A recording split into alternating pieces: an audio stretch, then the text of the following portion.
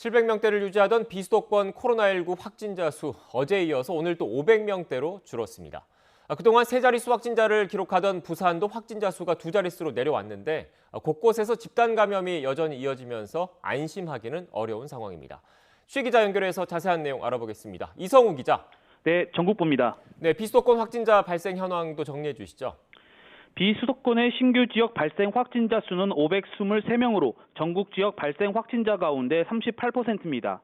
어제에 이어 오늘도 비수도권 지역 발생 확진자 수는 500명대 초반까지 감소했는데요. 하지만 주말 검사 건수 감소 영향이 반영된 결과에서 확산세가 본격적으로 꺾였다고 보기는 힘듭니다. 지역 발생 신규 확진자 현황을 보면 여전히 부산에서 가장 많은 63명이 신규 확진 판정을 받았고 충남 65명, 대구와 경남이 각각 52명 등으로 나타났습니다. 비수도권 모든 지역에서 두 자릿수 확진자가 나와 확산세가 십자리 꺾이지 않고 있는 상황입니다. 그나마 거리두기 4단계가 시행 중인 대전에서 확진자 수가 평균 70명대에서 최근 30명대로 줄어들었습니다. 네, 이성우 기자. 여전히 비수도권의 확산세가 강한데 아무래도 곳곳에서 발생하고 있는 집단 감염, 지역 감염의 영향이 크겠죠? 네, 비수도권 코로나 확진자가 500명대로 줄었지만 여전히 지역 곳곳에서 집단 감염이 나오고 있습니다. 울산에서는 중구 한 목욕탕에서 발생한 집단 감염 관련 확진자가 추가로 나오는 등 37명의 신규 확진 판정을 받았습니다.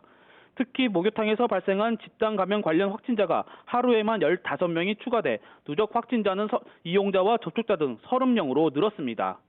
광주에서는 고등학교에서 학생 8명이 집단으로 양성 판정을 받는 등 33명이 신규 확진 판정을 받았습니다. 광주의 경우 지난 17일 이후 닷새 만에 30명대 확진자 수를 기록했습니다. 특히 광주 서구에 있는 고등학교에서 2학년 학생 8명이 한꺼번에 확진 판정을 받았는데 확진 학생 다수가 학원과 PC방 등에서 다른 학교 학생들과도 접촉한 것으로 확인돼 추가 확산이 우려되는 상황입니다. 이에 교육당국은 2학년 전체 학생을 다음 달 초까지 자가 격리하고 원격 수업으로 전환했습니다. 강원도의 경우 주말 사이 40여 명의 코로나 신규 확진자가 발생했는데 강릉에서 여전히 감염 환자가 많이 나오는 상황입니다. 충북에서는 42명의 신규 확진 판정을 받았습니다. 특히 청주에서 확진자 가운데 절반인 21명이 양성 판정을 받았습니다.